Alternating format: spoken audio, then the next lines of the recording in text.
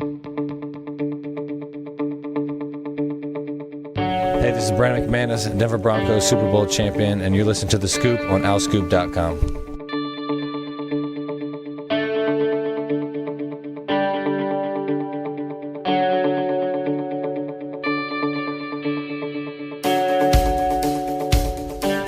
Welcome back to The Scoop. This is Season 4, Episode 37.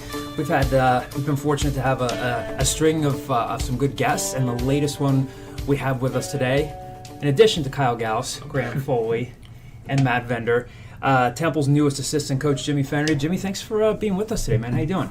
Yeah, no, I'm great. First off, thank you guys for having me. I'm excited to be a part of this, and I'm even more excited to be back here at Temple and in Philadelphia as well. So. It's cool, man. How did just to start off with, how did this come together? You're at Lafayette, and obviously you'd been here as a grad assistant. Is this something you knew was coming? Because people always want to know, okay, Aaron's known for a year that he was getting the job, and he was the head coach in waiting, so to speak. But when did this start coming together? How did this come together for you? Sure. No, it's a great question. So first off, I was here. My last year as a grad assistant was Aaron's first as an assistant. So he and I kind of came together at the same time.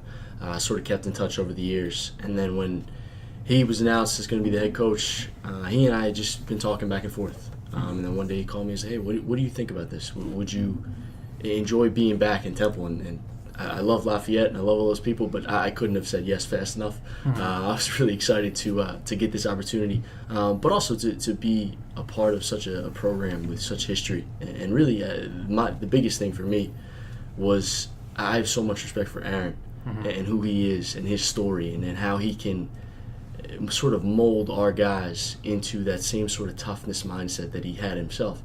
And to be a part of the building of this process, I thought would be a tremendous opportunity. So he and I had talked, and then when their season ended, I went over to his house, kind of met, sat down for a little bit, and talked about the next steps. And then a week later, I was getting hit up by Matt Vender and Kyle Gauss, and they were asking me, "Hey, Ian," and I couldn't say anything, and now I can. So I'm excited to get started here. Were you getting those messages by any chance? Doesn't Aaron have like this huge basketball court outside his house in Gladwin? It's a beautiful house. I'm not throwing him out there, but it was a beautiful house. No, it was great. Is this like, maybe some of the younger listeners don't know just how much of like a high school coaching legend your dad is, and I'm sure you get asked about this a lot, but I want to give you the chance to talk about him. And beyond that, you know, like some people grow up around coaches and they're like, I don't want to do this. Like, I respect what my dad did or my mom did or whatever. Was it just kind of like a foregone conclusion? Did you just kind of catch the bug early where you're like, yeah, this is what I want to do? Absolutely.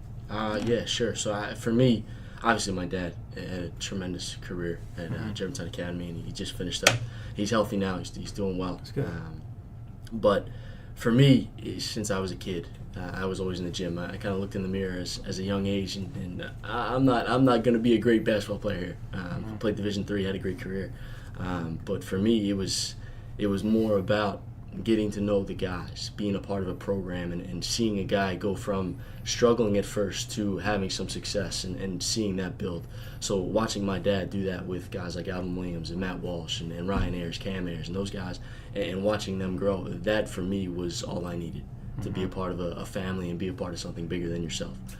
So for me, it was no question. I mean, I was in 8th grade working the hoop group camps and doing all that stuff. And when I was in college, I was working the hoop group camps and getting past the ball because they thought I was out there playing.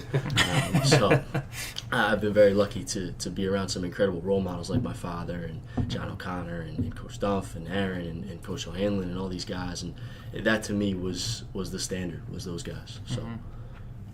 Well, how would you kind of describe your coaching style? I've heard Tyler bring up our buddy Tyler Laurie, who they do their own podcast, Create Your Shot podcast with Chris Angelos, but I've heard them bring up the term Fenergy. But so how would you describe your coaching style? Just are you more of a type to pull a guy to the side after practice, or are you going to get on a guy during practice, or is it a mixture of both? Sure. So I think it depends. It depends on your role within the staff. It depends on the type of person that you're dealing with, who you're dealing with. So for different guys, they require different things.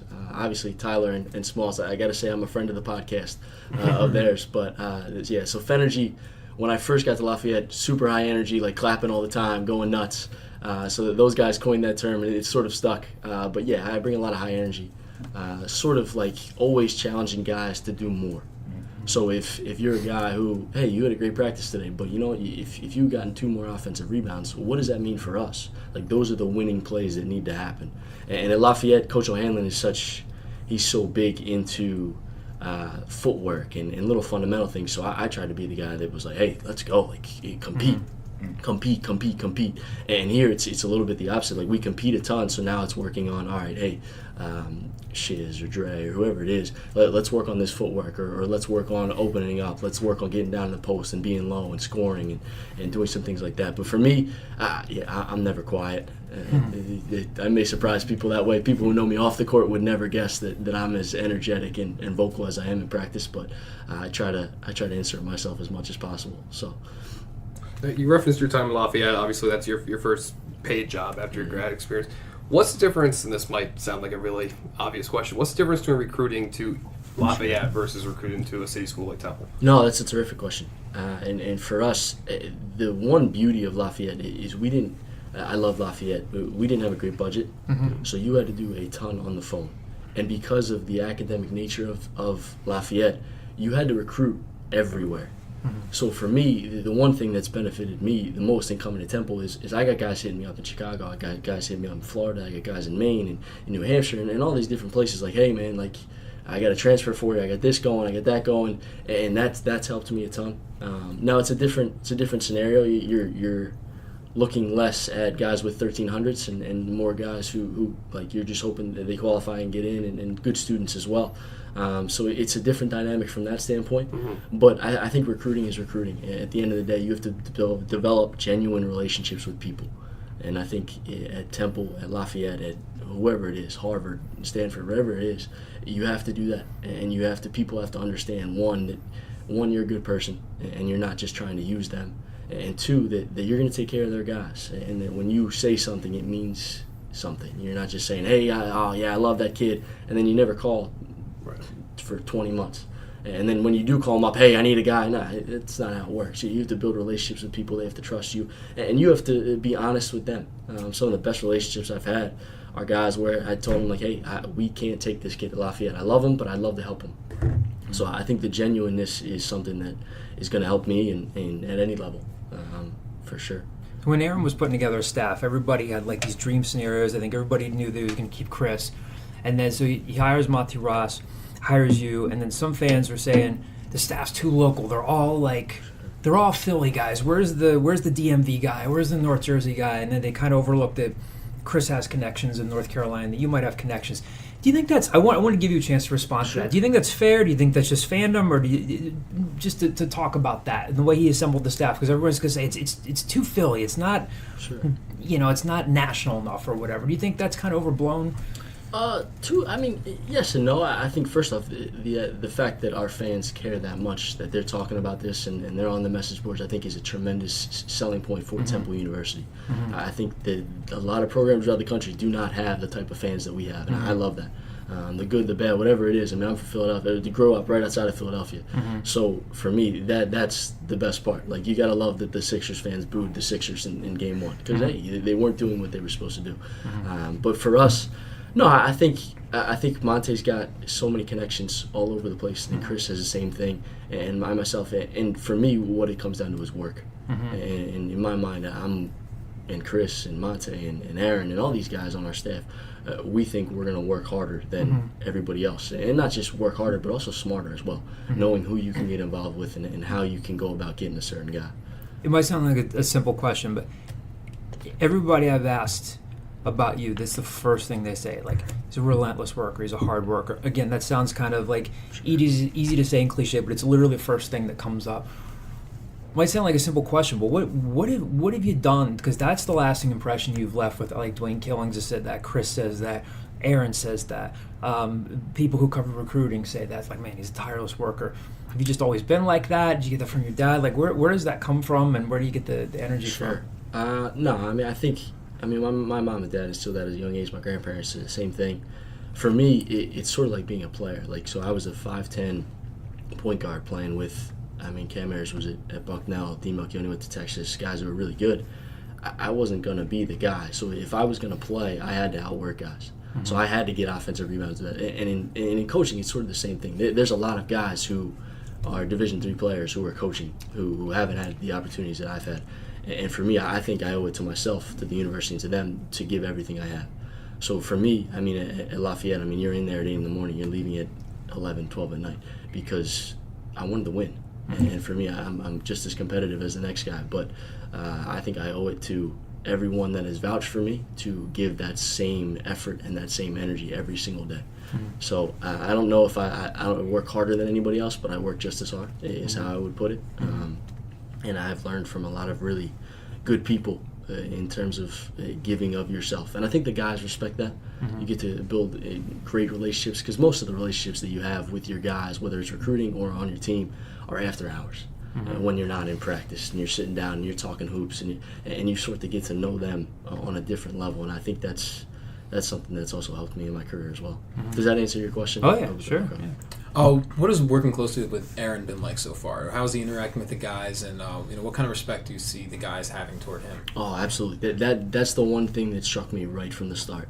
These guys, he says something and they're all eyes. Like, they turn right to him, and what he says is always to the point, simple. And in my mind, the way I'd say it is like he was obviously a tremendous player, but he was a pro.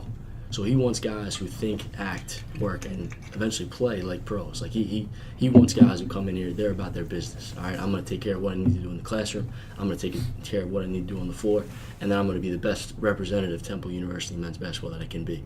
So for him, he's huge on accountability, all right, and holding guys to a certain standard because he's done it at such a high level. So for me, I've learned a ton from him. I think, and I think it's shown in our recruiting lately, that when he sits down in a room and he tells you his story and his vision for Temple University, you can't help but listen because he not only did he live it, but he's trying to help all of our guys be able to live the same thing. And I've been tremendously impressed with him. I was always impressed with him, but in the past couple of weeks, he's been tremendous in terms of sitting down and, all right, I'm in a room with X, Y, and Z player and their parents, and this is who I am. This is how it may not be for everybody, but for the guys it is for, it's going to work. And I've been really impressed with that, both on and off the floor. Challenging our guys to get internships and challenging our guys to get more shots up, a ton of shots up. And that has been huge for us so far. And the guys have bought in. Like, you can see from day one to day, I think this is day like 14 or 15 for me as an assistant here, it's been, the guys have made a jump and they've bought in. And the guys that were at first were kind of not struggling, but had some times adjusting to it, have now caught up to the rest of the pack, and now they're pushing those other guys. I think that's been huge for us, and I'm excited to see what it does in the years to come. And real fast, you were here too when Fran Dunphy was here. Yep. What do you think Aaron kind of does differently than Fran that's worked so far for the team?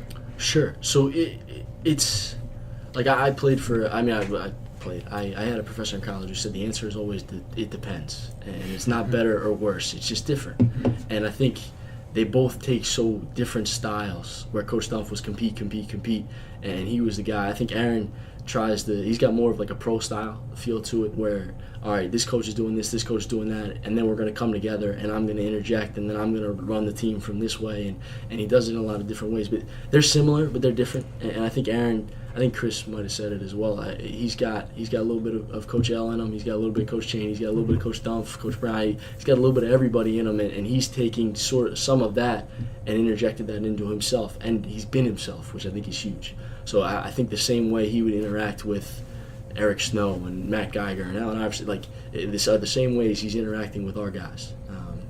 And I think he said this to the guys a couple times, it's not always what you say, but how you say it and who you're saying it to and how you're going about it. And I think he's managed that in a really unique way, coming from his own perspective. Because I think guys can see when you're fake. So he's being himself, and I think that's been great for him. And Coach Dunphy was himself, and obviously it was great for him as well. So that might be the first time Matt Geiger has ever been mentioned on our podcast. Yeah.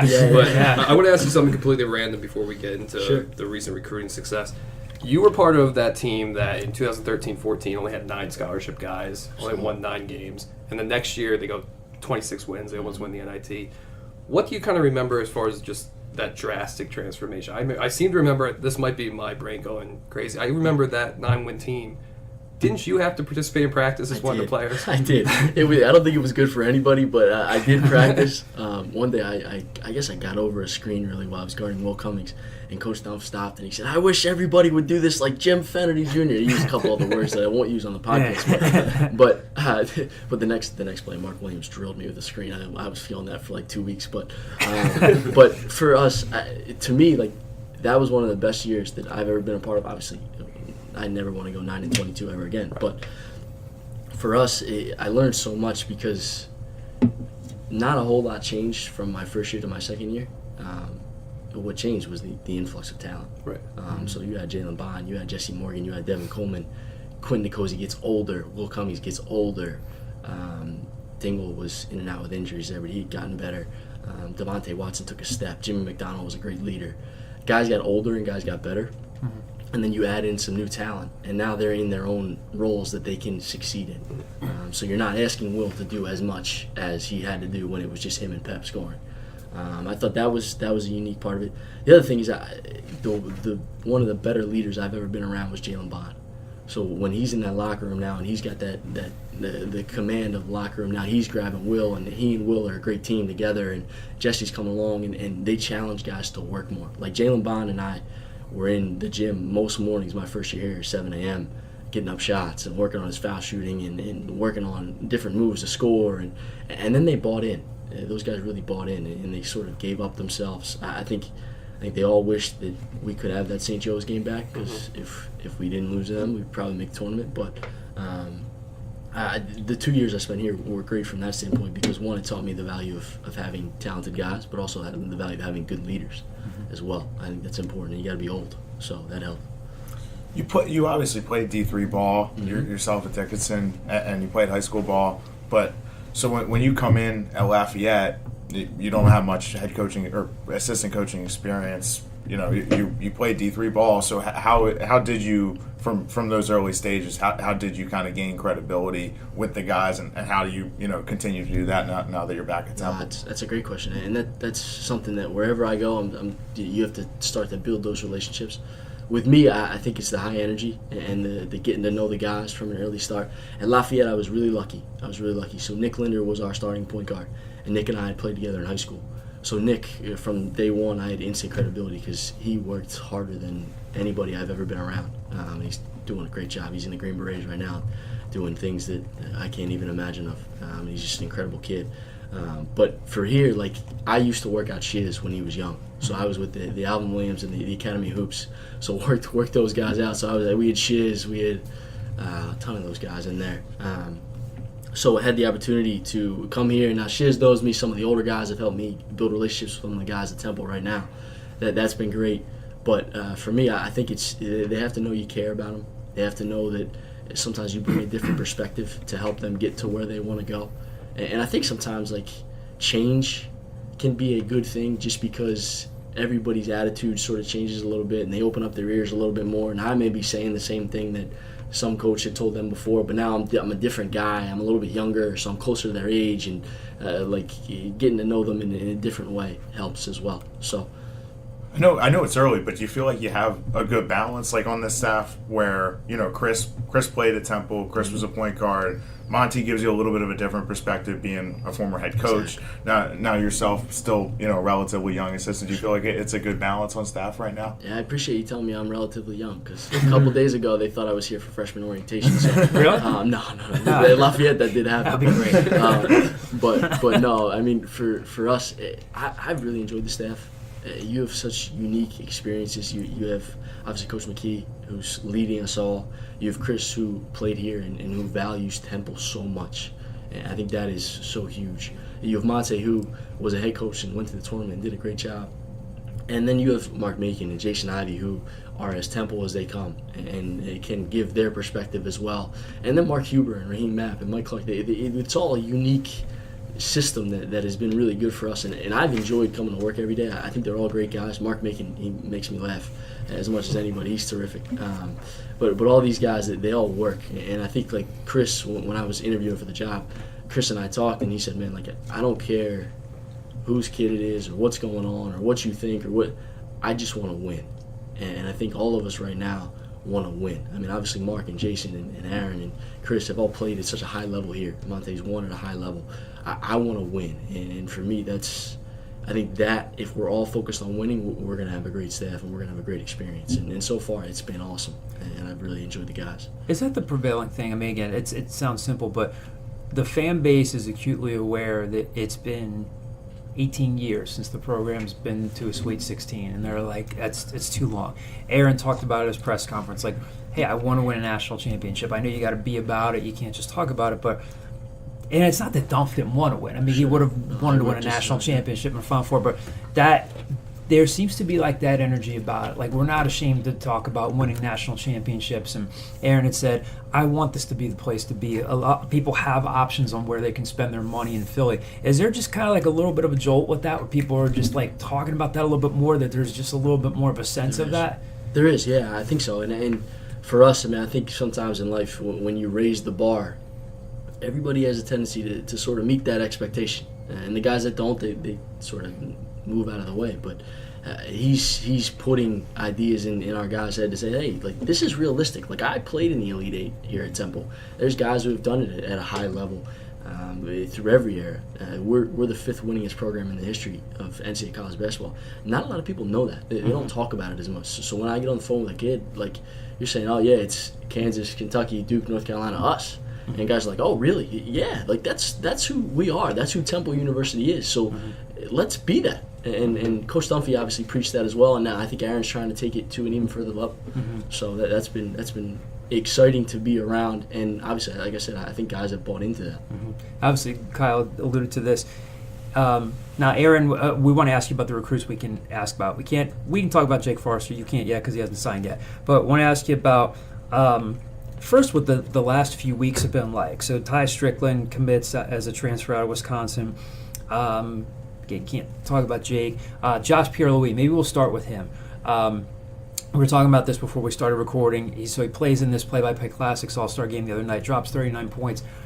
Not a lot of defense being played, but even if you just watch what he can do, in my humble opinion, I don't think the team's had a guard on the roster with that bounce, like you said, that ability, that quickness. He looks tough. What's it going to be like to coach him, and what have you seen? Obviously, he's not here at the program yet, but what is he going to mean to this program? No, I think he's explosive. I think he's tough. I think he competes. I think he does a lot of things that are going to make the Temple University fan base excited. And I'm excited as well. I'm looking forward to coaching him. And I'm looking forward to coaching all these guys. I think we're building a nice little core here that we can hopefully make a run with in the next couple of years. I never like to put a lot of expectations on guys, especially as freshmen, but I am excited about him. I think he's going to be a really good piece for us, and I think he'd be a really good player here at Temple University. So I'm looking forward to coaching him. You mentioned Will earlier. Will Cummings, his ability to get to the basket was obviously as good as anybody that we've seen in a while. But does he have some of that to his game? Does Josh have a little bit of that game where he can get to the basket in a hurry like Will? I think so. Yeah, I think so. I think he's a better athlete than Will. And they're both good players, but yeah, I think he can get to where he needs to be on the floor as good as anybody. And like I said, I'm really excited about him. I think he's gonna really help us. So, What if just before we get to a couple of other guys, Damian Don and Ty Strickland, just these past few weeks, the momentum, the recruiting momentum, and there goes Kyle's phone. We have there was the class a couple of years ago, and you were at Lafayette when it was JP, Justin, and things started kind of falling into place rather quickly. It's been a couple of years since there's been, I mean, really, I haven't heard the fan base this excited about recruiting since maybe, probably go back and forth, since like the late 90s, early 2000s. People were really excited about it. What are the past, to come here and then see kind of an immediate effect? What has that been like? What's it like to just have some of that buzz back? it's been great. I think the momentum of it as well helps you in recruiting as well. So guys perk up a little bit when you say Temple's calling, because they know, I saw the highlights. He's great. This, that, and the other thing about different guys. I think that sells itself as well. I do think that, like, for me, it reminds me of, like, when I was here before I left for Lafayette, we had just signed Shiz and Ern and Trey. Yeah. And there was a lot of buzz around that group, and I think they would have been really good. And Shiz obviously had a great career, Ern had a great career, and Trey was there. And so for us, I think it reminds me a little bit of that, but to another level, to where it's been right now. And guys are excited. And I think anytime you start something new, and like I said, I can't talk well enough about Aaron and who he is and what he means to the city. I think that adds to it as well. Like when you get on the phone and say, hey, look, like 13-year pro, NBA Sixth Man of the Year, he's been where you want to go. Yeah. Now he's not. He's never going to brag about that, but he's been where you want to go, and he's mentored guys to the point where they've done really well, and he's going to do that here at Temple as well, and that's been cool as well. What can you tell us about Ty Strickland? I know he played sparingly at Wisconsin, a really good high school career down in the Tampa area. He comes in for an official visit. I know the relationship was there with his dad. Rod played with Aaron in the NBA. How did that, from what you know, how did that come together, and what do you think he can add to the team? Sure. If I was going to have a follow-up question to see if a waiver is possible. We can get to that in a second, because I think he's most likely to have to sit out unless something happens. But whenever he plays, what could he bring to the team? What do you see from him? He defends. He's tough. He can make plays for other guys. Like the one thing I've seen, he's making passes to other guys that I thought of like, oh wow, like I'm surprised he saw that.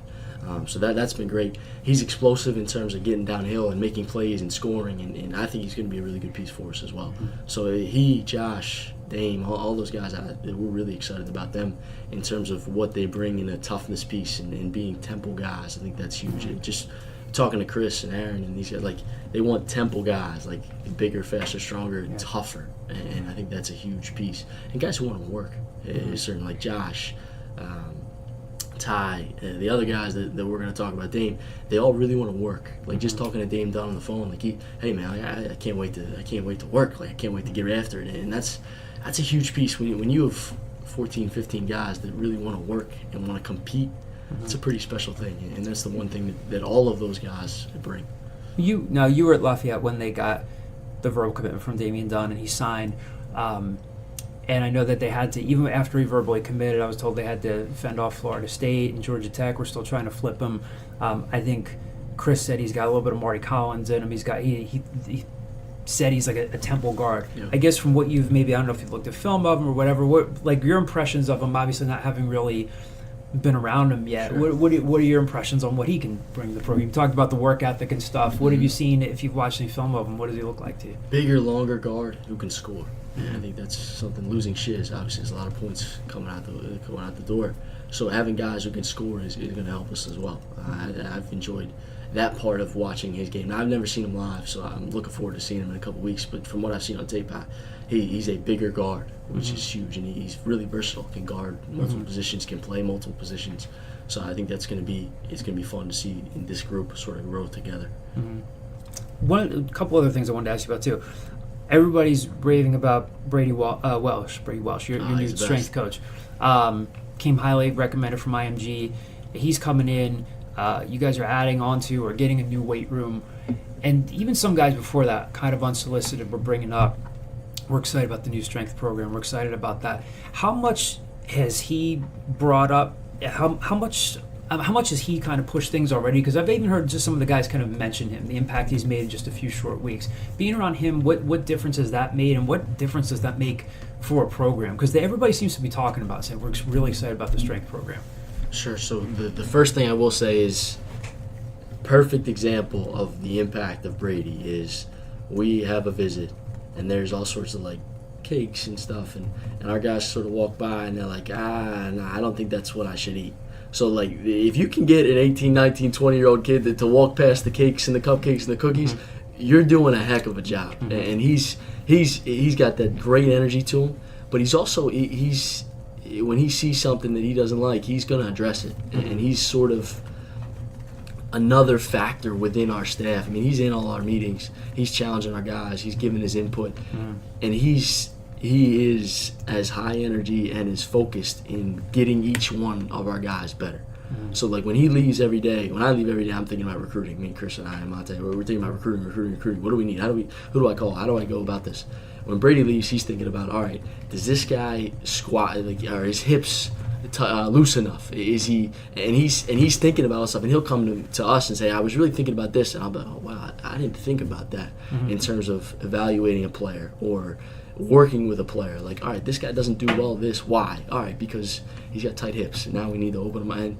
And Brady's been terrific with all of that, and he's he's just a high energy guy, and he fits right in with all of us. So the one thing that's been great so far is everyone calls it the honeymoon phase of the staff, but everybody enjoys working with each other.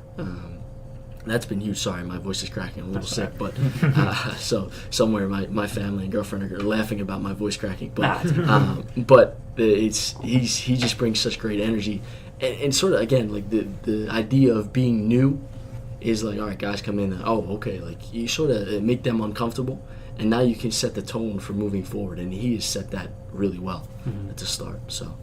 We've got plenty of mailbag questions. A lot of people anxious to get questions to you. So most of these are coming from our message board, and you have screen names here. And I told you on the way up that there's going to be one from your buddy Dwayne Killings, one of your former coworkers now on the Marquette staff. We'll save his for later on. So this first one on the message board comes from the screen name Dawood B1. Will Fenerty have a concentrated recruiting area like Philadelphia? That's a great question. I think we're all going to recruit Philly. I think really the main factor in Philly is going to be Aaron. So he's as Philadelphia as they come. Chris as well, Monte as well. And we all have different connections to different guys, and some guys are closer with this guy and closer with that guy. So I think yes and no to answer your question. But I think for me, I'm going to start to look elsewhere as well. So I was just in New England. I was up north for a couple days and doing some things down there. We're going to head down to Florida, do some things that way, and go. And Chris, obviously, he's Georgia and North Carolina and has that. And Monte's doing the same. So I think we're all recruiting everywhere. But I think we all have different relationships with different guys. It opens different doors. So it depends. Next question, another message board question from North Broad. Interested in his approach and process for recruiting international prospects? It's a great question. So I was lucky enough, I coached an Aussie, a Lithuanian at Lafayette, and really enjoyed my time with those guys. Got to know the people that brought them over here. Coach O'Hanlon has a tremendous contacts over there as well.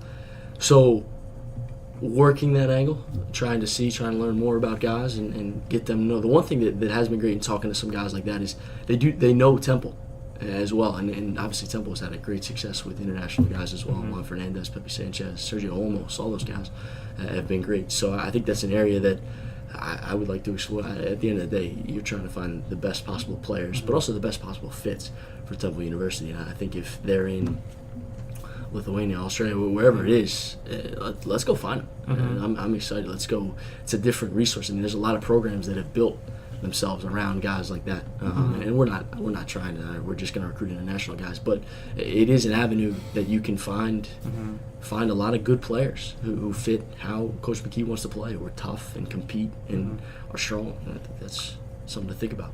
You were up in Canada recently, right? I was up in Canada. I think I'm allowed to say that, right? Yeah, you're allowed to say where you were at. No, you can't mention anybody. Canada, and then worked my way back down. I actually landed this morning, like 7 a.m. So that's probably why my voice is a little going too. But sort of just been a little bit all over the place. So how do you? Because I think Chris mentioned a couple weeks ago. I think he had said on the show. I think he said, "Hey, Jimmy's going to give us some experience in recruiting internationally." Obviously, I mean, it's like you recruit Philly, you recruit all these different areas. What is the trick to recruiting internationally when you'd say, like, hey, like, you've got the international guys that are just so good that they're just ready for the draft, and they're going to be the guys that infiltrate, like, the lottery and all the different parts of the draft. How do you know when you got somebody good when you go to the coach and be like, I think we can get this guy? How do you find the time to devote those resources when you say, we are going to make the decision to travel? What goes into it? It's a great question. I think it's a mix of a lot of things. It's relationships, it's film, it's sort of getting to know the kid and his family as well, and find out what he's all about on the phone. And it's like recruiting anybody. It's the same thing as recruiting a kid right down the street, in the sense that you want to find out as much as you can about his circle and who he listens to and what he values. And the same thing applies to international kids. Now, you can't just go on a 2-minute drive across the street to see him.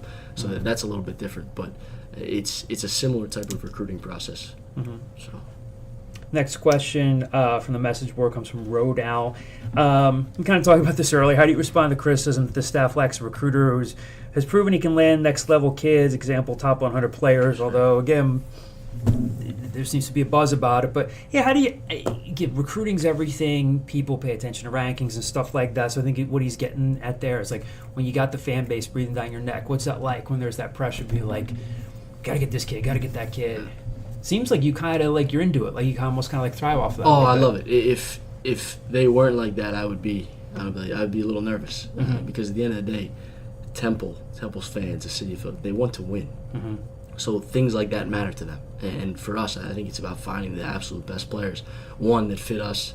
Two, that embrace what Temple University is and that culture and that toughness. And Aaron says all the time, that mentality, that all-in mentality. So finding guys that fit that and then getting on them early. And really building relationships early and getting to know them. And also, I think at the same time, like, it's crazy enough, I recruited the top 100 player at Lafayette and got us in the mix. But for us, it's finding them early and identifying and really evaluating and sort of not being afraid to say, all right, I think this kid is really good.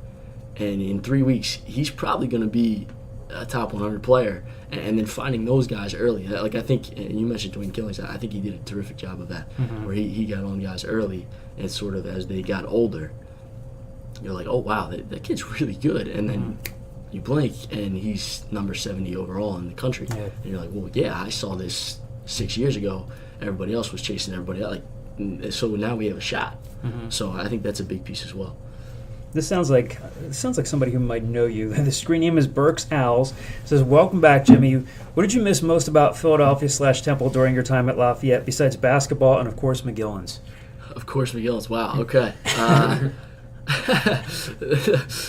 McGillen's sort of threw me for a loop there. But no, everybody. You miss the people. Except Graham. You miss the people. Yeah, you miss the people.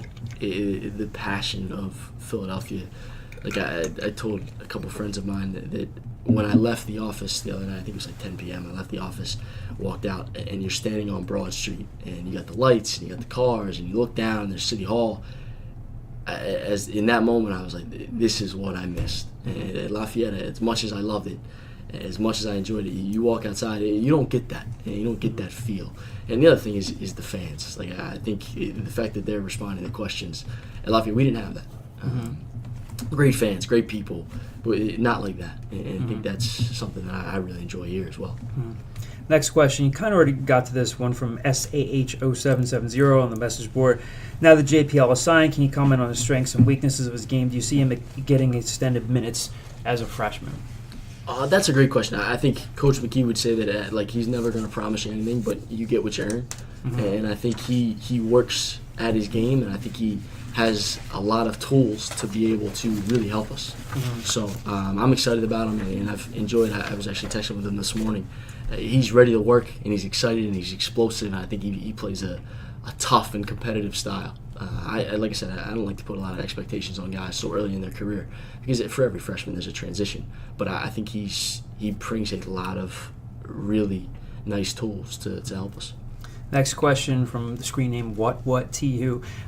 He might not be able to answer this, but did Jimmy have any other offers to become an assistant elsewhere after the season? So if you can't answer that, maybe I'll maybe ask you that, or maybe as a follow-up, when you're there, do you kind of have like were you starting to get interest, and if not, do you kind of have a time clock in your head and saying, okay, like I want this to be the next step or that next step? Sure. So for me, my main focus was to, like, Fred O'Hanlon took a chance on me at 23, 24 years old to be a Division I assistant. So for me, I was never looking to leave. Like in my mind, Fred O'Hanlon trusted me. I'm going to build this place to the absolute best that I can. And I think next year they're going to be really good with the pieces that they have that are now older. But for me, you talk to guys throughout the course of the year, and they say, hey, would you be interested in this? Would you be interested in that? And for me, I wanted to get back to Philadelphia. So when Aaron called, a no-brainer for me to be able to be back in the city and in a place that I love so much. That was huge. I think yes and no to answer your question. I'm not going to talk about it, but yes and no. I mean, guys ask you along the way. But for me, this is where I wanted to be. So. Next question from Hootie Hoot, another screen name from the message board. For Jimmy, who would you say are the two most consistently difficult to guard players on the current roster? And he also wants to know, what's it like coming back to your alma mater? So technically, I guess Temple's an alma mater for you at grad school. And you already kind of talked about that piece already, but That's a good one. Who are the two most consistently difficult to guard players on the current roster? I think Monty Scott he can score it about as well as anybody in our conference. He can just do it in a bunch of different ways. He's got a really quick first step, so I think he's tough to guard. I think Nate is the same because he's just so explosive, and you may think, all right, I stopped him, but then he's going to go get an offensive rebound and put it back. Q, been working with a little bit. I think he's another guy like that. But those three guys, and really I'm looking forward to working with the young guys as well and some of the older guys. But I like the fact that JP can make shots, and Dre, he brings such a unique factor physically. So I just said everybody, so I apologize. Justin Hamilton, I'll throw him in there as well, but Dane Moore. But all these guys, I think they're all working to get better, and they're all working on scoring more and adding more things to their game. But the guy who I think I would have the hardest time to guard would be Monty Scott. Is he a guy who could potentially start next year? Obviously, it's early, but like people didn't obviously get to see him sitting out as a transfer, but his name keeps coming up, and he had an interesting story where he had a really good high school career in North Jersey, but was kind of under recruited, and then takes off, feels he can play and transfer up, and he does. Does he remind you of anybody, or when you look at him? So when I was at Lafayette, we had a player named Alex Petrie, who was a Patriot League Rookie of the Year. And you recruited him, right? I did. Great kid. But he could score in a variety of different ways. And Monty's got a lot of that in him. Like, he was born to score. I think that's a huge piece, that he can score in a bunch of different ways. So I think that's a great piece for us to have. As for how he helps us, I think he's going to have to figure that out. And I think all of our guys are going to have to figure that out. And that's the beauty of what we have going on right now is we have a lot of competition at a bunch of different positions. So I think that brings the best out of other guys, and I think I'm looking forward to seeing Nate and Josh and Dame and Monty and all these guys, Q, and sort of challenge each other every single day to get better. I think that's a huge piece. I guess we'd be kind of remiss if we didn't ask you about Quentin Rose, because he declares for the draft a couple years ago, and I think he was pretty honest in saying, I want to get the feedback. I'm probably going to come back, and he did. He had moments last year where he's playing the passing lane, he's getting a steal, and he's beating Davidson. And then he has other times where he's a little bit more inconsistent, he's a little bit more maddening, and you can see the body language. It looks like he's putting pressure on himself. So he has those times where he looks like a pro, and then he has those times where he just gets a little frustrating. What's the key to? Is there a key to just unlocking him and saying, like, hey man, you can be really good, but it's going to take X, Y, or Z? How have you seen him maybe respond over the past few weeks, and what's the key to getting him to that level that he wants to be at, which is the NBA? That's a great question. I think he wants to win, and he wants to be good. He wants to get to those levels. I think that's a start for us. He's got such unique skill set as his size and length, and being able to get it to spots on the floor and make plays. He's been great in terms of his response. He's a great kid. I think when you ask about the inconsistency, I think sometimes, and we're all guilty of this, as you're watching a guy on TV, you forget that he's 20 years old, and you forget that what life was like at 20 years old. So there's that part of it as well, and sort of learning and growing up and becoming more mature and understanding how to handle adversity and growing from that standpoint. Now, I haven't spent a lot of time with him, but that's just from the outside looking in. I actually coached Q when he was in 7th grade at the Hoop Group camp, which was pretty funny. But so that was kind of cool. He went back. He said, "Oh, I remember this right away." So that was cool. And I was here when we recruited him. How tall was Quentin Rose in 7th grade? He was about 6'2", I would think. Yeah, he had some good size. It's 7th, 8th grade. So, but yeah, no, that's going to be a big piece for us and our staff, and really for all these guys. How do we get the most out of? If Matt Vender was on our staff, I would say, was on our team, how do you get the most out of Matt Vender? And that's what coaching is, and that's how you wanna approach it. Is how do we get the most out of every guy on our team, but also incorporate that into the team concept and make sure that yes, you want to go to the NBA, but our goal is to win first. So let's win, and then let's take care of making you. And I think all of our guys so far have bought into that. Next question from the message board comes from the screen name P. Fjormai. For Jimmy, can he share his most successful recruiting story, a recruit that his school wasn't the favorite to land, but they ultimately did? Great question. We stole Alex Petrie. I think we stole one in Justin Jaworski. Justin Jaworski was second in the nation last year in three-point field goal percentage. Really didn't have a ton of recruitment. And then it was like us, American Colgate. We got in there. I think for me, in terms of, like, these guys are asking about top 100 players. So there was a player who, I can't talk about him, but a local guy, we were his first offer. And at the end of the day, his final 3, I think, was like Indiana, Northwestern, Lafayette. So just building those relationships, and that experience helped me the most, because now you go against those guys every single day. So that experience helped me a ton in terms of sort of getting to know them. In my job at Lafayette, what I wanted to do was I wanted to find the guy who was going to blow up months before he did. And I think that helped. And we had a great staff at Lafayette. I mean, obviously Pat Doherty, Matt Blue.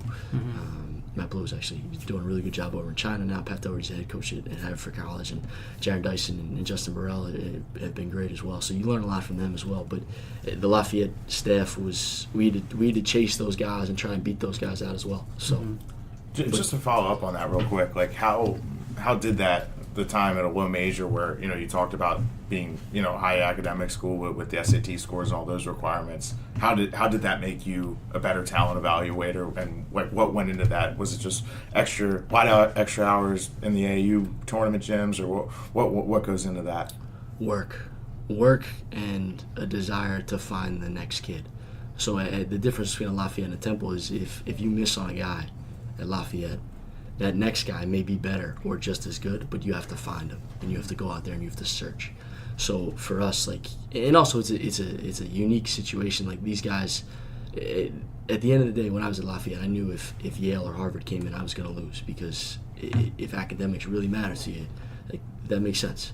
So you have to figure out your niche, and you have to also be very realistic in who you can get involved with and how you can go about it. And you really had to be really good at developing relationships. So, and sometimes you hung in there and knowing, for example, Sean Good, who came to Lafayette, had 8-10 offers. Penn State had offered him at one point. So you hang in there and you sort of know the deal, but you're not pressuring him to commit. And then when everything drops, you're like, all right, hey, man, we've been here. This is a great situation. And now you wind up with a kid like Sean Good, who I think he's going to be really, really good at Lafayette. He's just young. So there's situations like that. But I think at Lafayette, you learn to work. Like, I remember I talked to a coach, one of my friends, he's at an ACC school, and I was like, what do you do? He's like, I recruit 5 kids a year. And I just said, really? Because I recruit 105 kids a year. Right. So and that I think helps, because you build so many relationships, but also you can juggle a lot of balls in the air at the same time. And I think at Temple, now you kind of, because you've learned how to juggle, it's easy to really go in deep and get to know a guy and sort of build that relationship that way. So Another question from the message board comes from the screen named Mission Man. He essentially wants to know about, again, he's only been there a short amount of time, what's Jason Ivey's involvement like? Obviously, I think Jason is a player development guy, he's not going on the road, but when a recruit comes in, how engaged are the off-court guys? Maybe not just Jason, but a guy like Jason, Mark Macon. How involved are they in the pitch when they're talking to guys about player development? Yeah, I mean, they're great guys to have around. They have such a unique perspective, because they were at Temple when they didn't have the practice facility, and they practiced at 5 in the morning, and so they bring that perspective to our guys and their guys and people who are around the program and come in and visit, and also they've played at a really, really high level. Like, you walk in their door and there's Mark Macon right there on our wall. So he's got that perspective as well. Like, he always says shooters like to keep their hands warm, and he's got his own little sayings, which have been pretty cool to throw in the mix as well. And Jason, he worked himself into a really good player. He's an undersized post player, and he's got that perspective as well. So they can't get on the floor, but they do have an impact in meetings and in talking about guys and that sort of thing. Next question, and this is from Twitter, from Michaels and Groney. He's actually the sports editor at the Temple News. How will the new staff approach the team's off-court workouts? What do they want to see from the players as far as strength and conditioning goes? So talk a little bit about this, but maybe I'll frame it like this. I think it was DK who said it to me. He said that you've been a good shooting instructor. And maybe we'll frame it that way. Everybody wants to know. Even you get calls to WIP and the Fanatic. Oh, this guy's got to work on a shot. What's he doing in those drill sessions and stuff like that? What's the key to that? To maybe the footwork, changing someone's shooting style, and those minute things. And how do you get that through to a guy who's had the same habits his whole life? Reps, a lot of reps. Getting guys to get in the gym a ton and get a lot of shots up every single day. And the one thing, I remember when I was here with Josh Brown. His first year, he didn't shoot well from 3. And over the summer, we were in there every day. And my thing to Josh was, and this is to everybody, you have to become an everyday guy. Whatever it is that you do. So for me, if it's recruiting, you have to recruit every single day. and you have to bring that same intensity every single day. So if you want to become a really good shooter and your form is okay, you have to work on it every single day, and you have to have a routine. So I think that's important, and it worked for a lot of guys. And at Lafayette, I think I was spoiled because we had, at the end of the day, we were putting 4 or 5 guys on the floor that shot 40% plus from 3. So it's a little different. Like Justin Jaworski, you could put him on Broad Street and he'd probably make a 3 into the League Core Center. So it's different from that perspective, but just getting guys to constantly work on it and do some form stuff and work on getting some shooting it up and not out and doing some things that way is going to be key for us. So and Aaron's been terrific in terms of, like I said, it worked like a pro. Like, come in here, we practice, and then at night go get shots up. Like, you go get shots. Like, there's no excuse not to get shots. We have too many terrific facilities and too many people around that are willing to help you. If you're not shooting the ball well, get more shots up. It's simple. So another question here from the message board from the screen named Park Owl. One question you kind of already addressed. He has a two-parter here. The second part, you expect the recent recruiting momentum to continue to the point where we're routinely battling with elite schools for recruits? Yes, I think that you are always looking to find the best players, but for us, I think the most important thing is fit. Guys that want to be at Temple, guys that embrace our culture, and Aaron talks about it all the time, the toughness, the hard work, the commitment, consistency, the 4 things that he's huge on, and talking about that, finding guys that fit that within the battling against the big and the blue bloods. So I think it's a unique balance. I don't know if I answered your question, but it's sort of finding the right guys. So here's the question from Dwayne Killings. He texted this to me. Please ask him if he has purchased any Lululemon yet. So since Dwayne Killings decided to respond on that, first off, he's meant a ton to me in my personal and professional life. So I owe him a ton, and I would never say that to his face, but I will say it here. But my first day as a intern, so my senior year at GA, they had a senior internship. So my senior internship at high school, I was with Temple, and Coach Killings at that point was like the director of second video or whatever it was, and he was here, and he said, hey man, like, I really need you to do something. Like, I want to hang out with you. Come over to my house. All right, cool. Like all right, hey, I'm going over his house. We'll go. And he goes, all right, I got to go back to the office, but just hang here. I got a guy coming to put shelves in. So DK, so like I got to throw him under the bus for that. So, but I've learned a ton from him from a recruiting perspective, from DK. But I have not purchased any Lululemon yet. But I am waiting for DK to come on down and help me buy some suits there. He said he was going to owe me a couple suits. So that'd be great if you wanted to come on down, DK. So what do you do? Just kind of, this is a mailbag question. The answer is probably you don't have much time for anything else, but like, what piques your interest outside of basketball? What's sort of like maybe like a happy place for you, or like a hobby that you have outside of basketball that kind of keeps you centered? Something you like to do that people don't know as much about? Sure. So obviously you have friends, like everybody does. Couple. Great friends from high school and college. Obviously my girlfriend means the world to me. My family are terrific. Being around them. But to answer your question, not a whole lot else.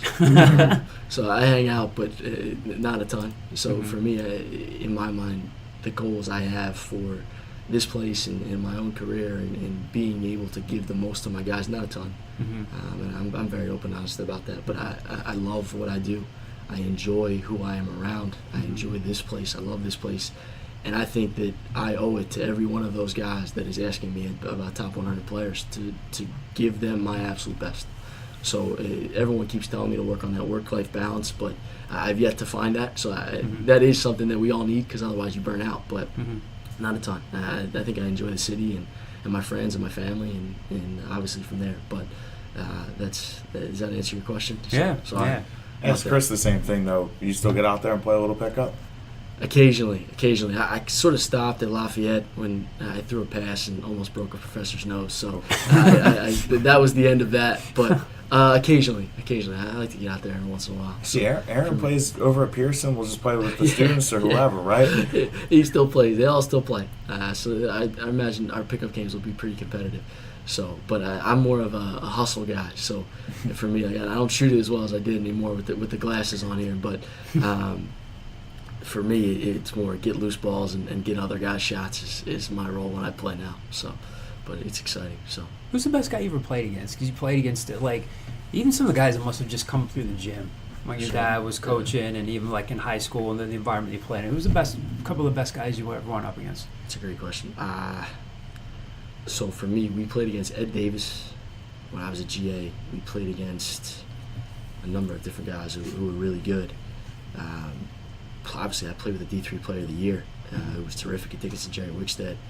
The guy, Nick Linder, was about as hard of a guard as I had.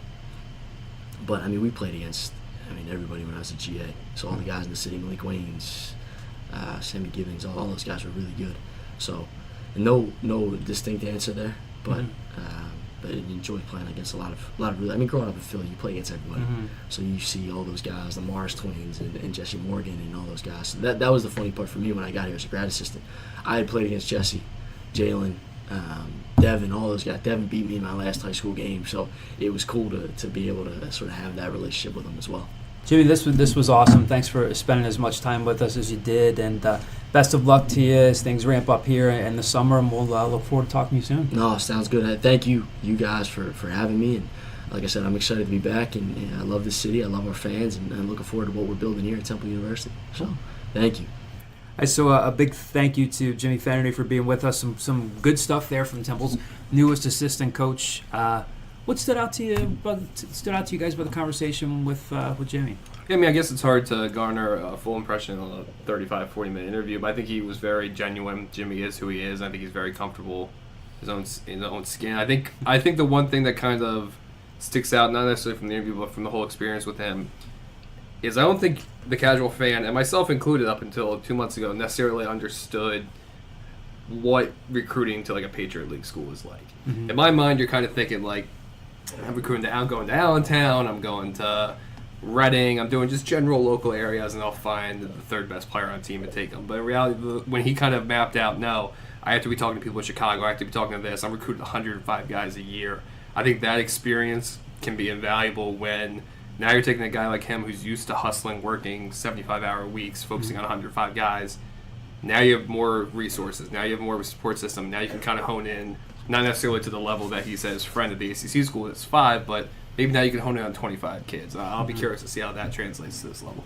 I want to ask you what was going through your mind. I had to hold back from cracking up. You said, you remember what life was like when you were 20? I look at you and you're like, oh. I think about that sometimes, and I got two people to my left here who are barely out of 20. Yeah, Graham. 2.5 months Yeah, ago. Graham That's and Matt, a like, long time ago. I'm not sure if I can really remember all that. Despite the grays creeping into Graham's hair, it was only 2.5 months ago. I'm nervous about this. It happens in my family. Embrace It happens to me, honestly. I've got some if you look closely. No, I can't fathom 20-year-old Kyle sitting in this seat right now. 20-year-old Kyle was aggressive and burning the candle at both, and more aggressive. And no, it But was when a he's long like, lifetime ago. from Matt Venner's on our staff, I'm like, yeah, because we He says contemplate- like when he was like, what would we do to get the best out of Matt Bender? I was like, I've been trying to figure that out. Yeah, you guys haven't figured it out. What can we do to really get the best? go through scenarios where like someone just comes in and like names you the coach, and you're like, we're running a picket fence at him, man. No, I'd be a bunch of like just 3s and Ds. Like I'd be Robert Covington as a player would be my entire team. Chasing space. Who's gonna run the point? I don't know. Yeah, but good stuff there from Jimmy, and again, we're still hoping to get Aaron on. We're still hoping to get Monty Ross on as well, and just keep getting guests for you guys. So appreciate again Jimmy's time. Appreciate you guys listening in. We get some other stuff to get to. So Jimmy Fenerty could not talk about Jake Forrester. Now Jake Forrester, we're recording this on a Wednesday. Jake Forrester committed late Tuesday night. Ty Strickland announces his commitment during Game of Thrones midway through the episode on Sunday. Mid-Thrones, Ty Which sheer luck I saw that because first 2 episodes this season I put my phone on Do Not Disturb. Just so I'm like, I don't want to get like text messages. I just want to watch this. And I must have gotten bored at some point because they've been 2 build-up episodes. So I looked at my phone. I was like, oh, shit, Ty Strickland. Yeah. And I was watching the Sixers and the Jake Forrester yesterday. So, hey, look, we had talked about this a couple weeks ago, and then you kind of put it out there and say, hey, it looks favorable for them for Ty Strickland, it looks favorable for them for Jake Forrester, and they come in for visits, and the fans are like, okay, why didn't they commit on the spot? Why didn't they commit right away? Real quick sidebar, and no disrespect intended.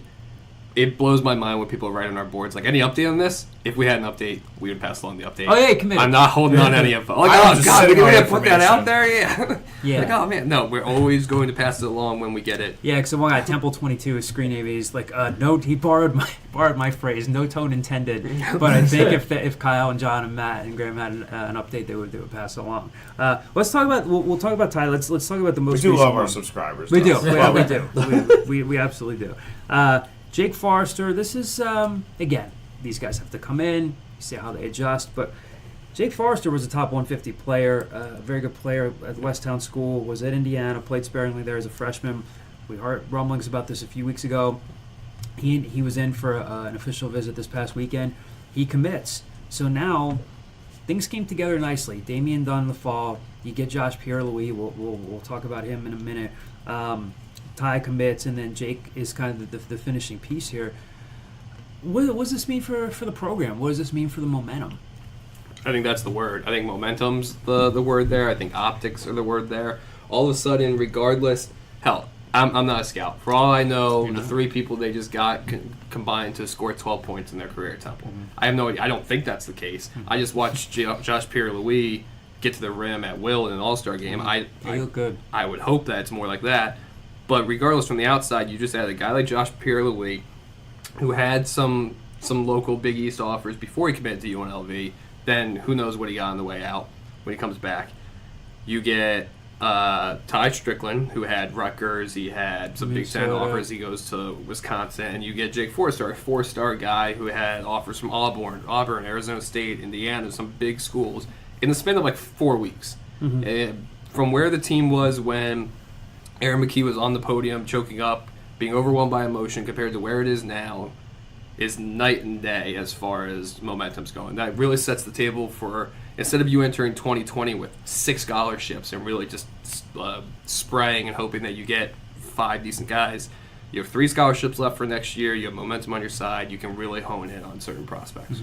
It'll be interesting to see. I mean, if they can get a waiver for Jake Forrester, which is an if right now, but I mean, if they can, or whenever he plays with next to Justin Hamilton, I mean, I think that fit-wise, it's really ideal, because I think, whether they play at the 4 or 5, I think that's kind of interchangeable, because Justin can step out. I think Jake's probably more, comfortable playing in the paint and being a guy that catches lobs and just grabs offensive rebounds and makes a living off that. But I've seen Jake live on the AU circuit. I think just fit-wise, in terms of Aaron wanting to make this team get up and down and run the floor, I think he's a perfect 5-man to do that.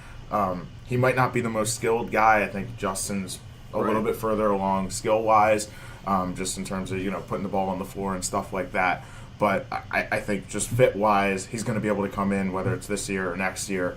And if he does sit out a year, it might benefit him, because he does need to hit the weight room, and he does need to continue to fill out his frame. But 2-3 years down the road, I think you're going to be looking at that combo of him and Justin, and that's going to be something to see for sure.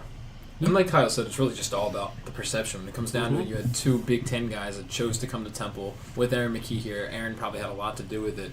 And when you see Ty Strickland tweeting out the eyeball emojis before Forrester makes his commitment and hyping him up, it looks really good for the program coming in right now. You're like, wait, does he have an eye appointment coming up? Yeah, maybe no, it's really Jake. an ophthalmologist. Yeah. It's like, I took it, yep, Jake, and went to bed. Yeah. I was going to sleep. Yeah. Matt, you talked to Ty Strickland. You talked to him a couple times now. And he's, again, we'll see, is he as good as a guy who can push to start? Is he a guy that provides depth? Is he a guy that comes in and plays the point and can allow Josh in the future to play off the ball? Regardless, the quotes he's giving you are like music to a Temple fan's ears, I would think, right? It's like what he's talking about. And my dad talked to me about him. He can help me get to where I want to be, the NBA. It would almost seem kind of like a walking commercial for Temple when you talk to him. Right. I think, and Jimmy touched on it too, but in terms of just Aaron treating these guys like they're pros or future pros, and it comes from all different aspects. And the guys have that faith where, Ty mentioned that, he was a pro, and, so he knows what it takes. I think he said that a couple times now. But that holds so much weight and so much value, because, you know, what Jimmy said, when Aaron steps in the room, these guys listen. You know, these guys are all ears, and you know they have a lot of respect for him. And it seems like it's come down, you know, and had the recruiting impact already. But just Ty certainly said some things that are probably going to make the fans happy. You know, he also said that he's going to pursue a waiver, which, you know, obviously we expected, but he confirmed that, and you know, we'll see how that goes. He has some family in North Jersey, New York area, because his dad's from up in New York. So, you know, he'll have a case to get a waiver. We'll see how that goes. You never really know with the NCAA with these sorts of things. But, you know, with Shiz graduating, they do have that hole there. They have a lot of guards coming in. It's kind of going to be, you know, an interesting competition. We'll see how that all that plays out. But I think, you know, these guys are going to push each other, and it's going to be a good thing. Just to have all these guards in there, because I think it's going to be fun to watch practice next year with all these guys going at it. And now Josh Pierre-Louis, we'll bring him up again. You heard Jimmy talk about him. So Monday night, he drops 39 points in the Play-by-Play Classics Invitational over at Souderton High School for Team USA. He's going up against some good players. Dante Scott I think he picked Dante Scott at one point. I think he stole the ball from him. I think so. Isaiah Wong drops 50. So Isaiah Wong's the MVP of his team. JPL's the MVP of Team USA. So by virtue of that, best player in America. Yes, that's exactly what it means. They get to play in Friday night's Iverson Classic, also at Souderton High School. That's a loaded game. So 9 guys who are playing in that game, including Cole Anthony, 5-star top, sort of consensus top player in the country. He's going to North Carolina. Brian Antoine going to Florida. Nico Mannion going to Arizona. 9 players from that game are going to be in the McDonald's All-American game. So this is a loaded stage for him to be playing on. Again, I know in an All-Star game, not a ton of defense being played, but if we're talking eye test, he's just doing stuff in terms of quickness, athleticism, bounce, that no one else on that roster has really done and has been capable of doing. Yeah, I mean, I think Jimmy mentioned it. I just motioned to the chairs if Jimmy was still there. Like, yeah, I think Jimmy mentioned it well when he said, when someone asked him about Will, like, can he get to the rim as well as Will? He said, yeah, but he's more athletic. Like, Will Cumming, a hell of a player at Temple. His one thing was, and you saw it a lot during his underclassmen years, was finishing at the rim. I don't think that's going to be an issue with Josh Pierre-Louis. No. He's more athletic. He's bulkier than Will was at this point in his career. That, yeah, I think it's a very encouraging sign. And I would encourage anyone who hasn't seen any of the highlights from this game, just go to EJ Smith, former Temple News guy, on Twitter. He has plenty of videos of Josh Pierre-Louis making moves like, you know, a point guard would to get by someone, but then just going up and dunking. It's really ridiculous stuff. So we're going to finish up here. We have 5 more mailbag questions specifically for us. One of them is football related. We are not ignoring the NFL draft coming up. First round coming up tomorrow night. Real quick, how much do you hate the draft format at this point in your life? I despise it. I loved when it was on the weekend. I loved when the first couple of rounds were. I loved when it was all Saturday and Sunday. Yeah. I mean, I'll watch them. I absolutely love the NFL draft. I used to go up to New York to my buddy who you met, Andrew Goldstein, who said he wants to get back on our podcast. He's the one who's got the podcast up in New York, the Sorry I've Been So Busy podcast. We used to go up and watch it at his place, and it was like this yearly ritual. We would just sit there and eat wings and dissect stuff. So I hate the format. I don't mind the first round being its own day. The fact that like round 2 and 3 or like if it takes so long, it should be like a 2-day thing. The fact that it's 3 full days is it's nuts. Yeah. So we'll get to that in a second because there's a mailbag question about it. And obviously Temple's got maybe at least 2, possibly maybe 3 or 4 guys who could get drafted. We'll see. So we'll get to that. Obviously spring football wrapped up, and we'll continue to talk football and hoops in the coming weeks as things move into the summer here. So again, like I said, we've got about 5 mailbag questions to get to here that were more for us and less Jimmy Fenerty specific. So first one here comes from Temple U22 on the message board.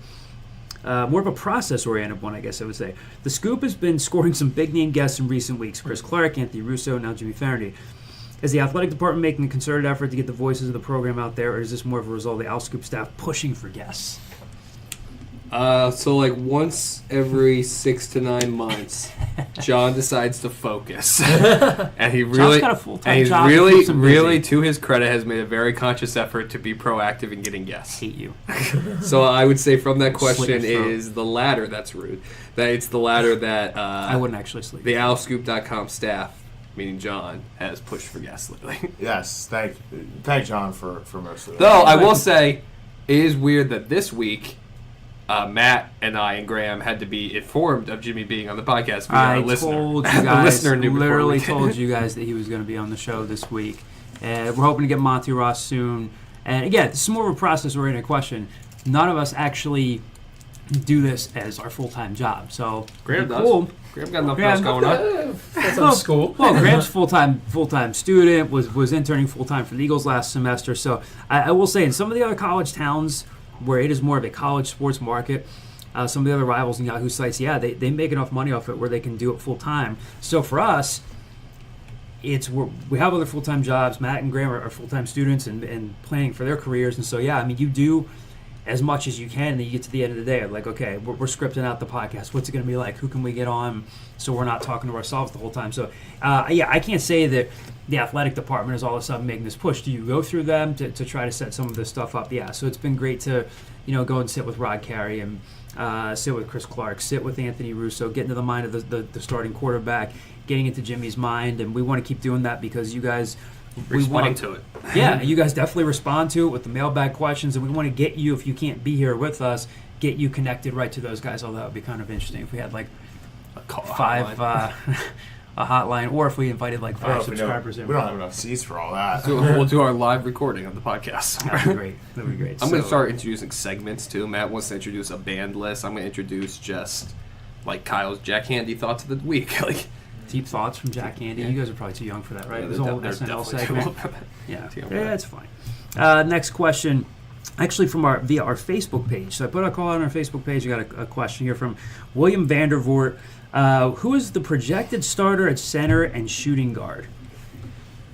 Well, if Jake Forrester gets a waiver, I think he'd become your starting 5-man. Mm-hmm. Shooting guard, That's probably Monty Scott, right? probably Monty I mean, Scott. a couple. Yeah. I mean, that could be a couple of. Sure.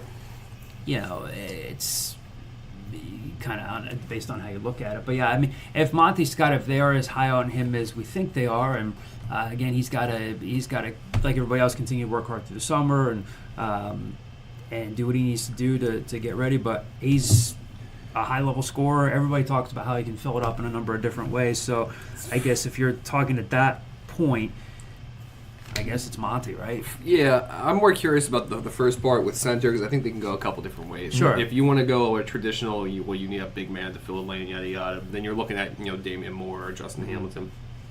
If you're looking at what I think they want to look at, where they want to run more and they want to do that, do you use Justin Hamilton there? Do you just go really small and kind of slide JP Morgan into a bigger role? I think there's different aspects that can factor in there. Obviously, yeah, if they get Jake Forrester a waiver, then that completely changes. But right now, it wouldn't surprise me if they plug Monty Scott in there and they make JP Morgan guard some guys that are bigger than him. Right, and this might be a cop-out answer, but I think you could see the starting lineup change a little bit more than it did in the past under Dumpf, Right. where it could just be matchup based, where there's some games where they could throw out Justin and Jake Forrester, or even probably Justin and Dame a little bit and mix that up. And then there's going to be other games where the other team goes small and you kind of need to match that. So obviously, I think in an ideal world you get Jake Forrester a waiver and he becomes your starting 5-man, but a lot of that will have to be matchup based. Yeah, and I think a lot of it's also something to look at is substitution patterns are going to be completely different, right? I mean, with Fran Dunphy during his 13 years, it was always whoever started pretty much played up until recent years it changed a little bit, but it was until like the under 12 timeout, then he would slide somebody in. If Aaron McKee wants to really run and do that, they're going to have probably to utilize that bench more than Fran Dunphy did. So you might see a situation where you have 8-9 guys playing more than 20 minutes a game. Like it'll be interesting to watch. A whole new world. It's good Disney soundtrack. You're not going to watch the new one, are you? The new live action. I don't think so. Aladdin. I'm the worst at keeping up I'll with watch any. it. Yeah, Will Music's Smith, good. Will Smith is a genie. Genie makes me uncomfortable. That's gonna be weird. Yeah. Just straight up weird. The Lion King's gonna be better. I'm excited Yeah. for that. You guys want more? You want to knock out some more Disney talk, or Hey, what's everyone's plans for? I'm seeing Avengers on Sunday in Wisconsin. I'm doing my in-home with Ty Strickland, and then I'm seeing. what would that be like? You knock Is on. he still there? Great question. Let's assume he is. Let's go I back to love that Madison. scenario I'll take it. where Jimmy Fenerty says, "We want you to be the best Kyle Gauss you can be. You're for a weekend. In basketball, You're or a member life, of just or- both. You're a member of our staff now. we need you to go out and talk to Ty Strickland. He's like packing up at his off-campus apartment, but he's still hedging his bets a little bit. We need you to go out and kind of seal the deal. See, I don't think Madison Kyle is the best Kyle for that, because Madison Kyle is going to be there for work, but then there's also Kyle in a different city, Kyle with a per diem, Kyle on his own little work. Kyle's going to be eating a lot of fried food. He's going to be trying a lot of great, like, local Wisconsin breweries. We keep bathrooms close by. Yeah, but Ty Strickland's 19 years old. I don't know if he's allowed to come out with me. Is he coming to the Great Dane? Is he going to the Old Fashioned? I don't know. We're gonna have to try to find out. He didn't sign an LI, signed an 8 agreement. He'd probably try to back out of that after spending. I'm there like 4 days, 3 nights there. Yeah. Again, it's hypothetical. This isn't actually. I don't know. You don't know. You have no Yeah. idea what it's like out there. It's a different world. Yeah. Well, then if it is, we'll have a lot to talk about. They have a next direct week. flight now, though. Business is booming. Yeah. Next question from the message board, TU_1834. Maybe this is better for just the Al Scoop crew. That's why we're asking it now. What is the plan to fill out the 2020 class? Now, along those lines, we did get a question a while back from JK on Twitter. Is Temple still in play for Lynn Greer? So that would fold into the 2020 question. So let's talk about that, looking ahead to the 2020 class. I would say if you could add Taj Sweet, I think they'd be very, very excited about that, just because he's a wing guy that, could kind of fit wherever you need him, whether it's the 2 or the 3 or even maybe a little bit of point. I think he'd be one of the top guys on the board, and if you can bring him in, they'd be glad to have him. His teammate Jaleel White too, who's like a 6'6" point guard. Right. I think at this point they'd still probably want to take a point in the 2020, and then that third spot, because they'll have 3 scholars. Like, I think that could be a whole lot of different things. I think it could be a big, it could be a shooter, it could be a few different things. I think that third spot is kind of the wild card where you might just want to take. It might sound corny, but you might just take the best player available. Yeah, I think, especially with Jaleel White, I think adding Ty Strickland, adding Josh Pierre-Louis kind of affords you the opportunity to take somebody like him who might project as a really good point guard down the line, but might not necessarily be ready to contribute day one. So I think right now, you use the old cliche, if you gave them a bill right now and said, I can get you Taj Sweet, Jaleel White, and an athletic big or an athletic 4, I think they'd sign off on that right now. Mm-hmm. Right, and Jimmy, we mentioned this on the podcast. Jimmy was out or up in Montreal to recruit, but he couldn't talk about specific players. But he was up there. Went to see, among the guys, he went to see Kareem Main, who's a 2020 point guard, and he plays for Under Armour Canada Elite. Holds offers from Maryland, GW, Tulane, a few others. So he's a name to keep an eye on as well. And I think, again, regarding Lynn Greer the third, Lynn Greer's son, to tell you the truth, I don't know where his thoughts stand with Temple. I don't know where Temple stands with him. I think they would like to take him. I don't know. People ask about it all the time, like, if they get Lynn's kid, and then it's like, well, how good is Lynn's kid? Obviously he's a good player, and he's gotten a lot of offers, he's gotten a lot of interest. I don't know where that stands. It's almost kind of like on my to-do list this summer. It's like when the AAU circuit gets started up back again, talking to people, like, where is his recruitment right now? He went down to Oak Hill, was down there for a matter of weeks, decided to come back, had a solid season at Roman, but the spotlight, it's interesting. I mean, he was a part of that team, but then couldn't play in the state playoffs. Obviously, you have 2 next-level freshmen on that team. Hakeem Hart, who just committed to Maryland, was a big part of it. I don't know where he lands. I don't know if he's still kind of like looking at things nationally, or if he's interested in Temple. We'll have to see. Jameer Watkins might be in the mix. I know that they still like him. Now, he's not really a big. He's more of like a 6'6", 6'7" athlete who's at where? Trenton Catholic? I believe so, yeah. He's a team final guy. He just tweeted something out the other day. Offers and interests: Temple, VCU, Seton Hall, Miami, LaSalle, Hofstra, Cincinnati, LSU. So I don't know how many of those are firm offers, how many of them are just interest, but super athletic guy. He could be in the mix. I agree with you. I still think there's maybe a wild card in there where, like, I think it's the mentality of the staff. They're like, yeah, we'd love to get Philly guys, but we're going to get players wherever we can get them. So if Chris comes to Aaron and says, hey, man, I think we can get in on this kid in North Carolina, or maybe they get a kid from the Midwest or something, I don't think they care where they get guys. If you can get both Taj Sweet and Jaleel White, they'd be thrilled, and then you're looking at just one more guy, and then you can be really selective. If you split on Taj and Jaleel, it'll be interesting. But as Kyle said earlier, instead of looking at 6 guys, now you can really hone in and focus on 3 instead, which will be an easier task. So before we get to Pat Egan's question, which may have 7 different parts to it, let's get to Andy Carl's question, the Carl TU on Twitter. Project which Temple football players will be drafted this weekend and what round. So here's our NFL draft talk. Honestly, I think Rocky Sin goes in the first round. Yeah, it sure sounds. Well, I mean, again, we're based on mock drafts, but it is funny when, and this is going to sound dumb because I'm clearly ignorant to a lot of it. I kind of been using him as a barometer to where now I value an NFL mock draft because I've been looking at them, and if they have them going anywhere from like 20 to like 40, I'm like, okay, they've done some research. I see some where they're predicting him to be like the 5th round. I'm like, you're clearly just, you've never seen it, you haven't been paying attention, he was going off quarterback from Temple. I think I'm used to a lot for Steelers at 20 with him.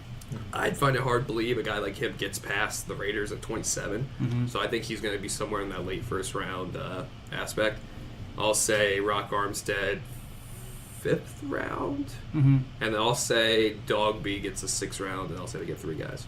Yeah, and hey, before the combine, I was thinking maybe Dogby's the next guy that gets drafted, and I who knows what workouts have been like for Michael Dogby. We'll hope to, again, after the draft, we'll hope to reconnect with a lot of these guys and get some interviews with them. And I hope Mike gets drafted. He's had a really great career. A combine invite, I think, would have been huge for him. But Armstead again goes and has a good combine, has some good workouts. Running back's kind of a weird position this year where there may not be 2 or 3 or 4 elite guys that go in the first round. But it's, I don't know, kind of spread out, a little bit more thinned out, I guess you would say, because I don't know if that helps him or hurts him this year.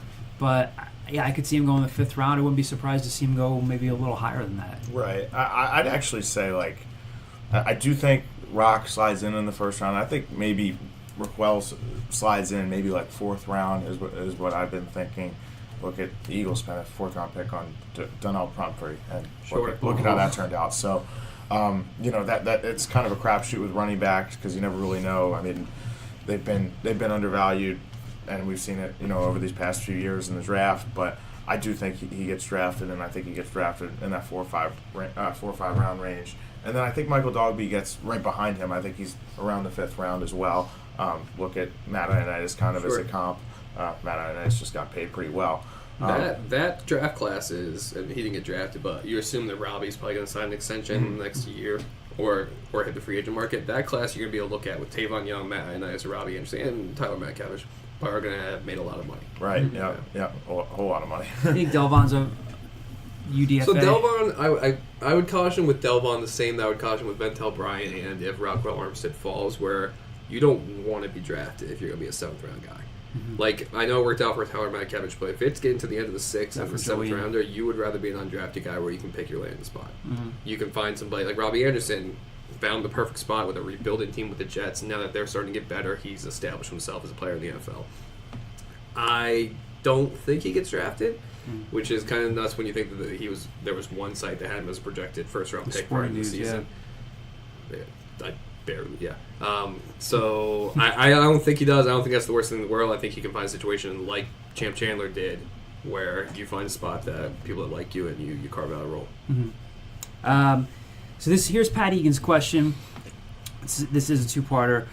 Is there any particular reason why this staff has had immediate success closing while the previous staff didn't? I understand that this staff is primarily the same as last year's with a couple of tweaks. Well, was this luck, or can we come to expect a closing ability like we haven't seen before now that Aaron is in charge? And then we'll get to his second question. I think it's partially the Aaron effect, and it's also, I mean, you look at everything's an individual case, but Ty Strickland, his dad played with Aaron for the Trailblazers in the NBA.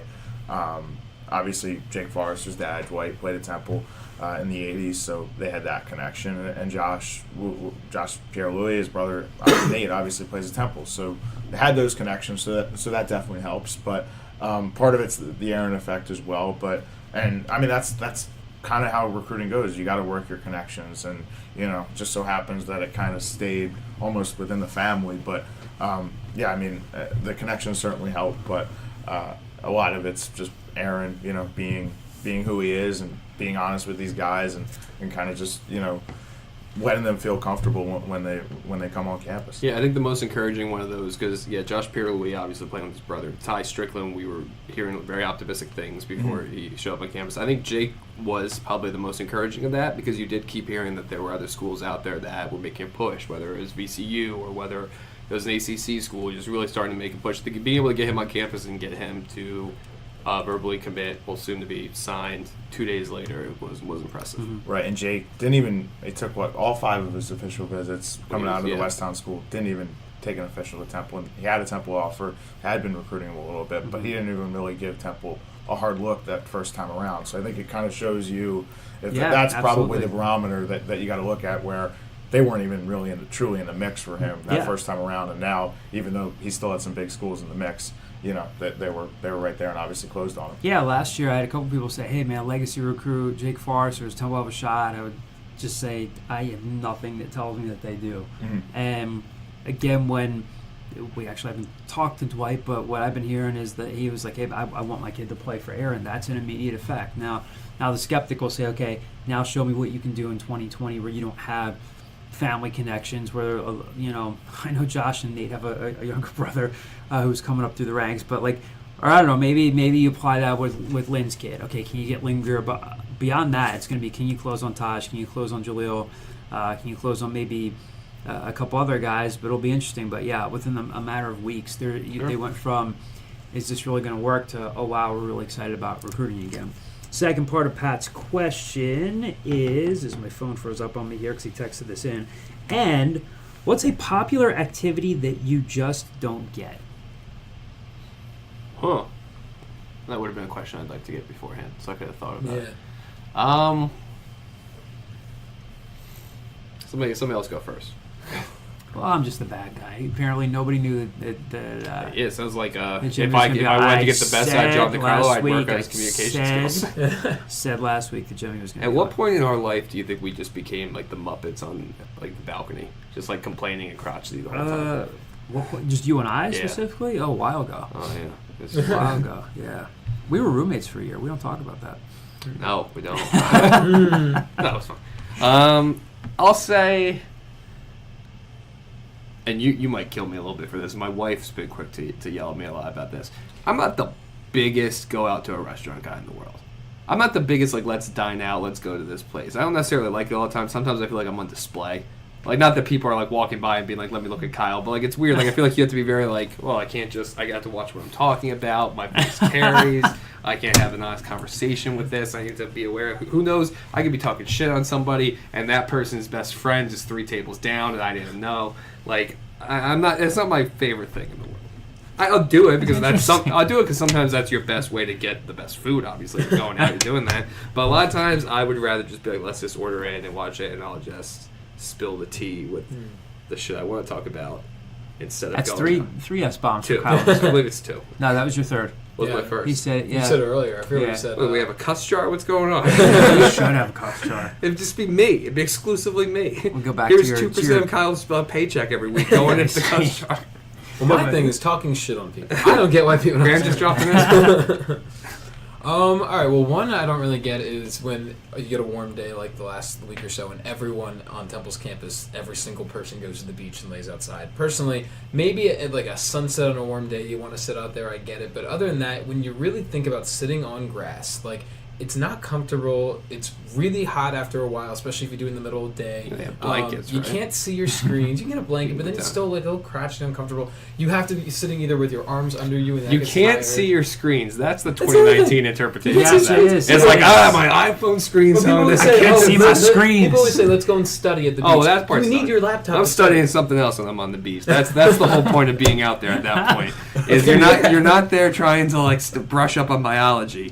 Well, maybe you are, but that's what the takeaway You is. just became a bad If you're 80s sidekick. if you're a 21-year-old, I'm going out for this. You're not going out there to study. You're going It's out like there an to be extra seen. in a You're going out Rodney to be Dangerfield social. movie. You're getting a little puppy to come along. You're doing Yes, all the these dogs. things. Don't Sure, you want to yeah, go that's outside and at true. least see dogs? Well, sure, and I love seeing dogs when I walk by, but I don't think it's worth sitting, in a painful position on the grass to see a couple more dogs than I could if I walked in. It's as if Today I was Graham- at Rittenhouse, and it was cool walking around there, and I saw like 12 dogs. Is No, Graham- Rittenhouse is is- grosser is- than the beach. It is gross. You know how many they're rats rat- I've they're seen at rats. Rittenhouse? Yeah, yeah. Oh, really? I haven't seen You, that. if you ever walk through Rittenhouse at night, like the actual Oh. park, Oh, you'll you'll see, hear you'll them. see, you'll hear them, you'll see them scurry across. Really? Think about it; it's surrounded by 30 restaurants. Yeah, that makes So sense. it's all this food being Yep. thrown out. It's just That makes rats. sense. Oh yeah, yeah.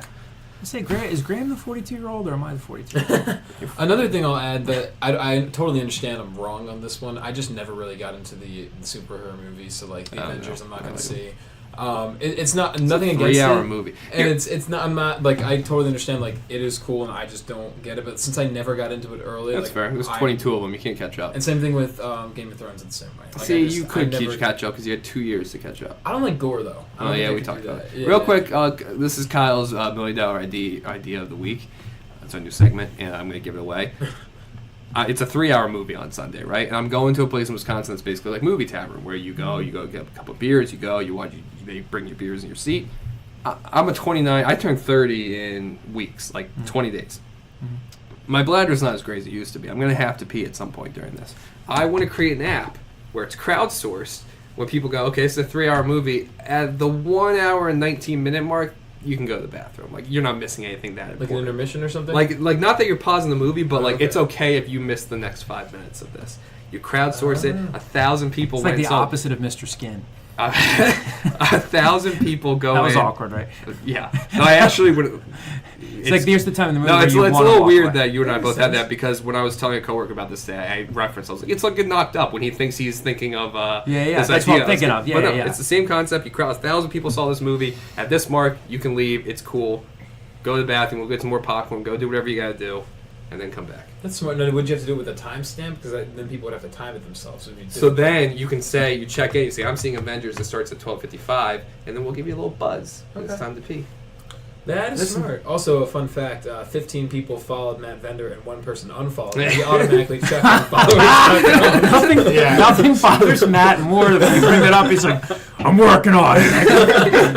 Can't you just get rid of that? Well, Grant might not be back for the next podcast because he may not be alive. That's the that second happens, death and we note all I've done. favored it. He's like, "God damn it." Well, if you look on Twitter, a lot of people deal with it. Okay, James Bell deals with it. A lot of people deal with it. So Only you at this table. I get the notification, too. It's my top notification, Yeah. right?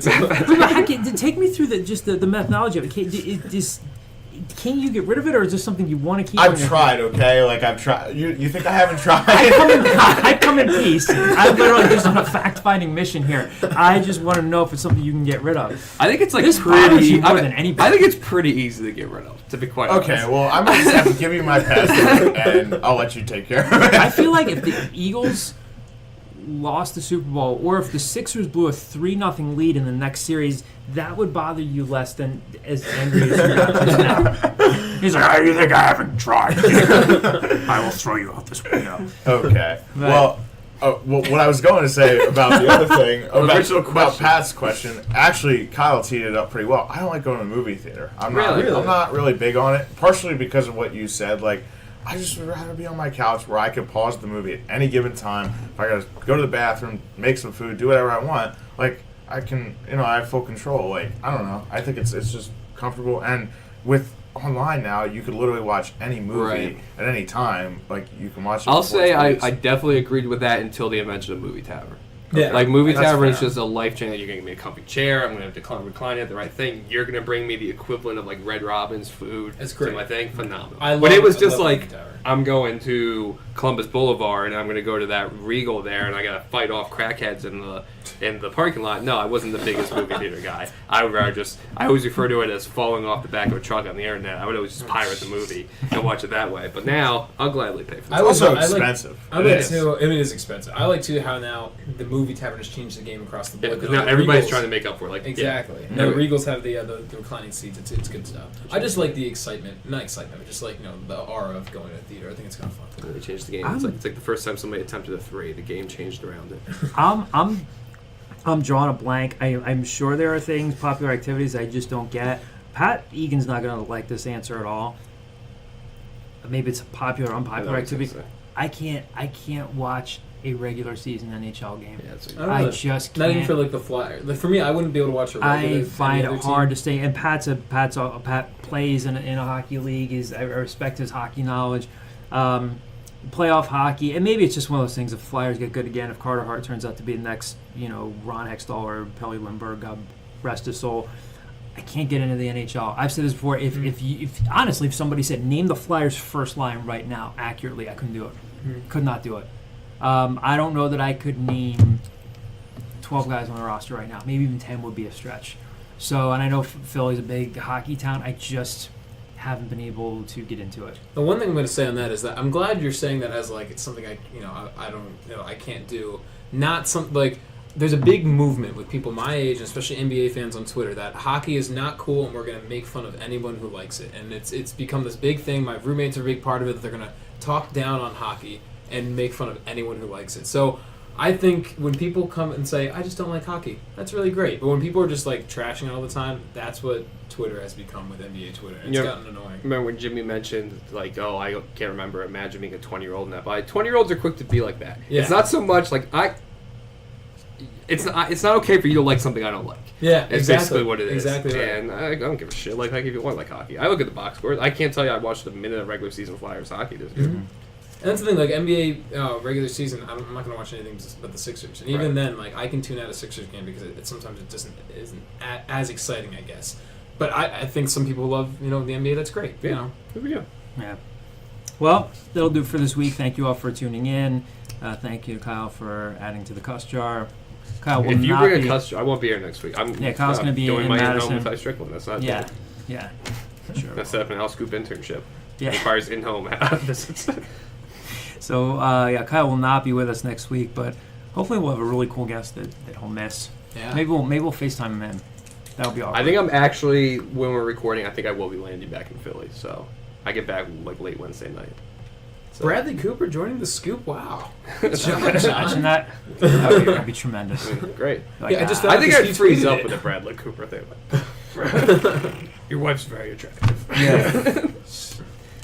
Anyway, well, hey, if Bradley Cooper's on the Scoop next week. Let's all raise a toast to that, but probably not going to happen. Thank you all for the numerous mailbag questions. Again, thank you to Jimmy Fenerty for joining us, and we will talk to you next week.